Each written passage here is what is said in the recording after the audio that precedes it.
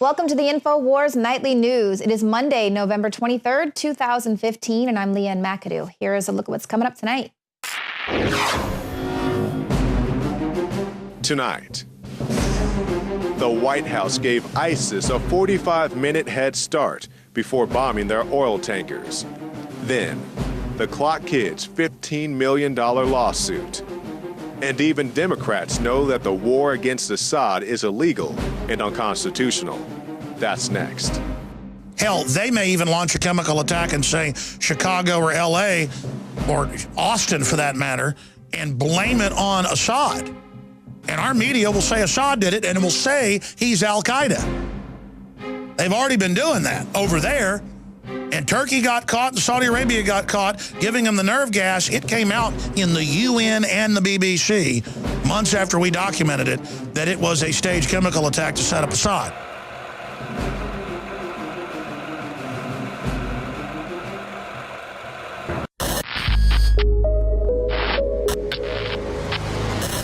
Clean, pure drinking water. You can't survive without it. But where do you get it? Alexa Pure Pro is a brand new, groundbreaking, gravity-fed water filtration system that is like no other. The Alexa Pure Pro transforms water from virtually any fresh source into clean, healthy drinking water, pairing the unprecedented superfiltration power of an all-new gravity block core with a hybrid chromatic shell. It removes up to 99.999% of impurities, including bacteria, viruses, fluoride, disinfectants, volatile organic contaminants, and hormones. Filter capacity up to 5,000 gallons. Stainless steel construction. Easy assembly. Low maintenance. Replacement filters are simple to install. And now, as part of an exclusive limited time introductory offer, you can save $20 off the retail price and get free shipping. This is a limited time offer, so order your unit today and receive free shipping and $20 off. Go to InfoWarsStore.com or call 888-253-3139. So it takes 15 months for the U.S. to target the Islamic State's oil infrastructure. But when they do, they give them a 45-minute heads up. That's right. The Obama White House gave a 45-minute warning before bombing ISIS's oil tankers. They dropped leaflets advising potential jihadists to flee before the airstrikes in Syria. You can see the picture there of those pamphlets if you scroll up. It says, "Get out of your trucks now and run away from them. Warning, airstrikes are coming. Oil trucks will be destroyed. Get away from your oil trucks immediately. Do not risk your life."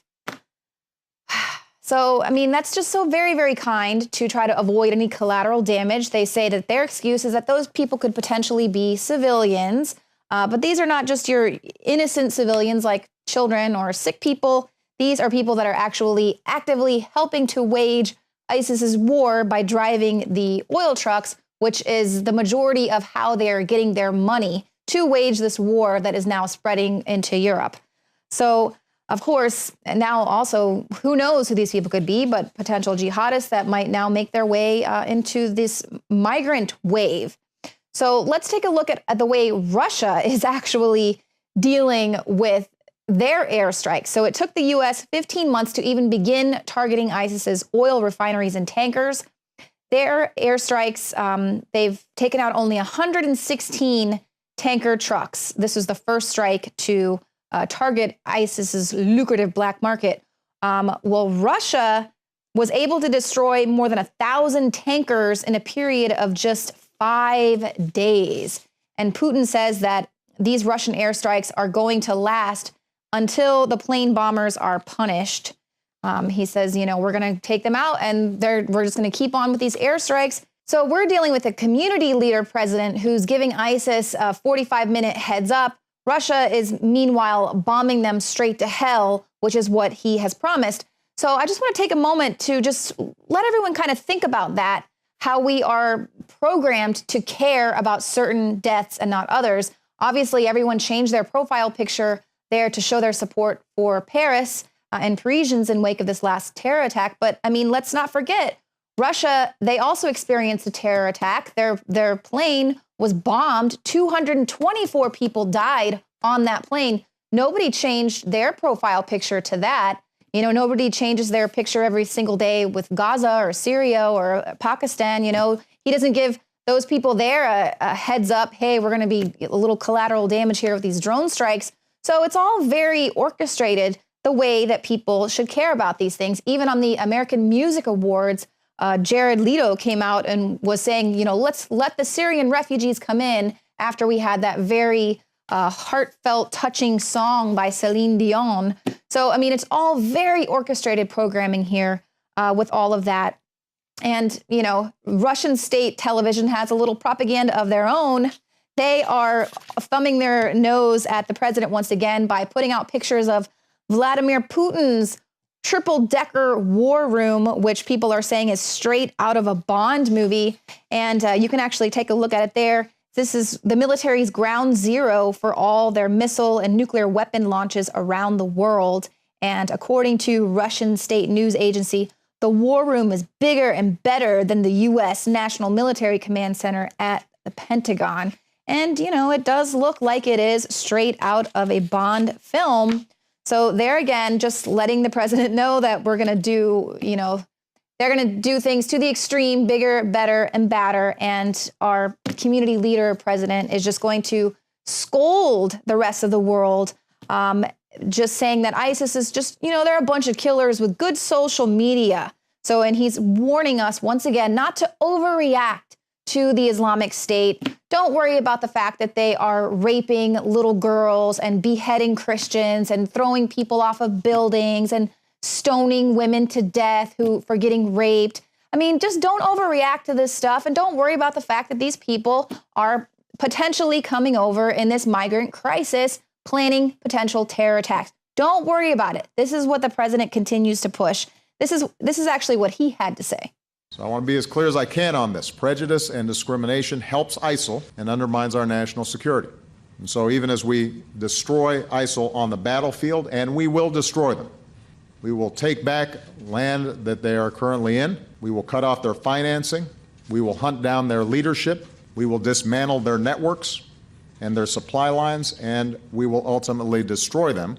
We want to make sure that we don't lose our own values and our own principles. So that's what President Obama said Sunday, trying to reassure a nation on edge. He's saying the Islamic State group cannot strike a mortal blow against the U.S. Overreacting is just going to, it's just going to play into the extremist hands. Of course, not yet, because he's got to get in enough of these people to just let it be this ticking time bomb waiting to explode to, of course, create the chaos that they can then create the order out of.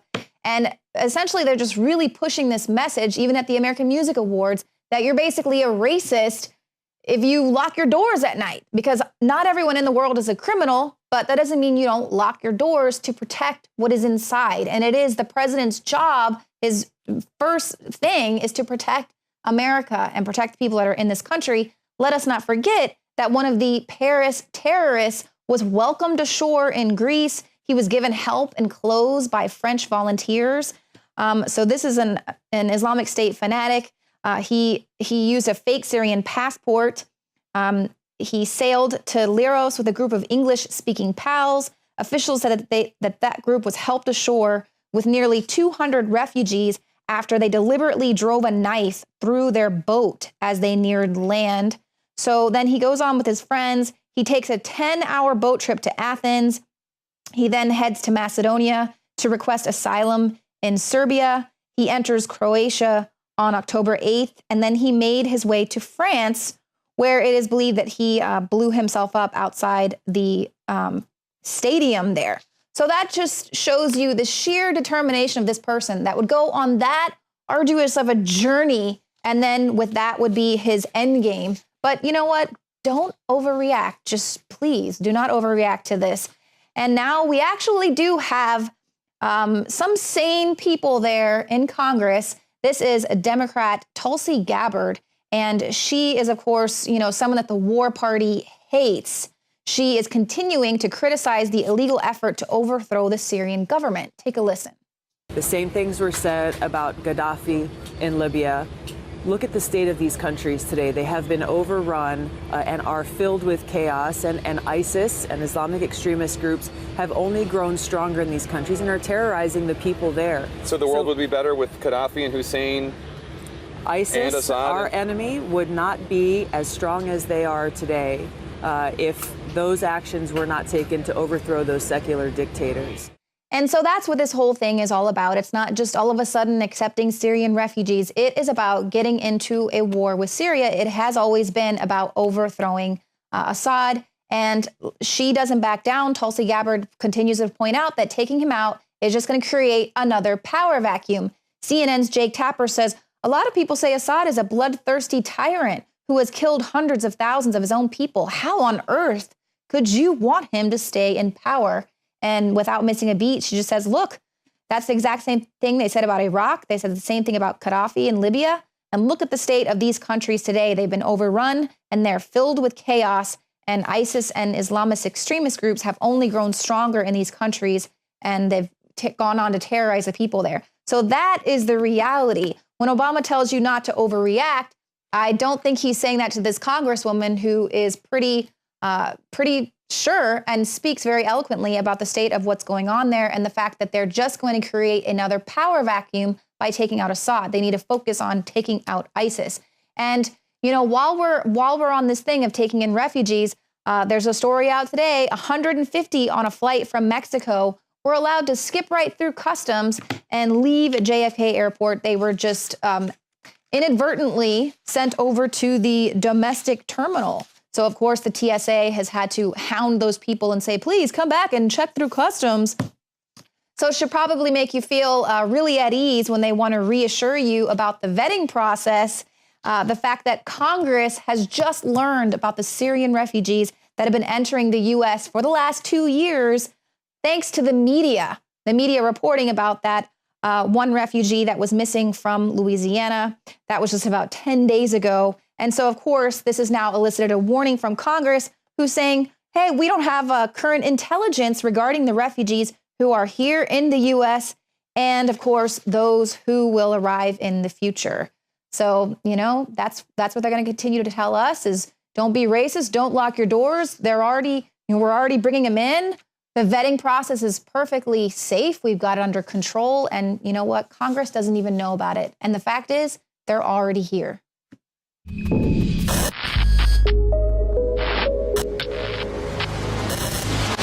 As we all know, the Obama administration continues to fund groups like the Syrian rebels, many of whom aren't even Syrian, and most of whom have actually sworn their allegiance to al-Qaeda. We've also seen groups like ISIS have grenades and rocket launchers airdropped to them courtesy of Western governments. Now, of course, the officials say that this is a mistake and Wynn probably blew the grenades and rocket launchers off course. One person was even so bold as to say this is Army Lieutenant Colonel Steve Warren. One bundle worth of equipment is not enough equipment to give the enemy any type of advantage at all. Now, I'm sure that reigns true when you're fighting a mighty force such as the United States military, but I don't think that's true when you're fighting unarmed civilians in Syria. And when you don't feel safe in your own country, you want to move, understandably so. They're coming to America, they're coming to Austin, Texas, and one place in particular they're going to school, Alex Jones's alma mater, Anderson High School. Local news is reporting for the 2013 to 2014 school year, 675 refugee students began attending Austin ISD schools, and that number is only expected to grow. Now, with more Arabic-speaking students, they need more Arabic-speaking tutors. And you have tutors coming from places like the University of Texas to volunteer to teach the kids. And one of the tutors said that the kids are being bullied and their peers really don't understand what's going on. She says that the kids are being called things like ISIS and terrorists, even though they're fleeing from ISIS and terrorists. But we do have concerns of ISIS and the actual terrorists coming here because of improper vetting procedures in our immigration policy. We're here outside the Texas Department of Public Safety to illustrate all the stringent measures it takes for an American citizen to acquire a driver's license. Now, this is in stark contrast to tens of thousands of people who are coming into the country with little to no vetting process. I do support people who come here through legal and lawful means, but we've seen top advisors in Washington tell the president, Mr. President, we can't verify everybody that you're bringing into the country when you bring them in tens of thousands at a time. Now, to that, let's take a look at what you need to get a driver's license. You need proof of vehicle insurance, proof of U.S. citizenship or lawful presence, proof of identity, proof of residency in Texas,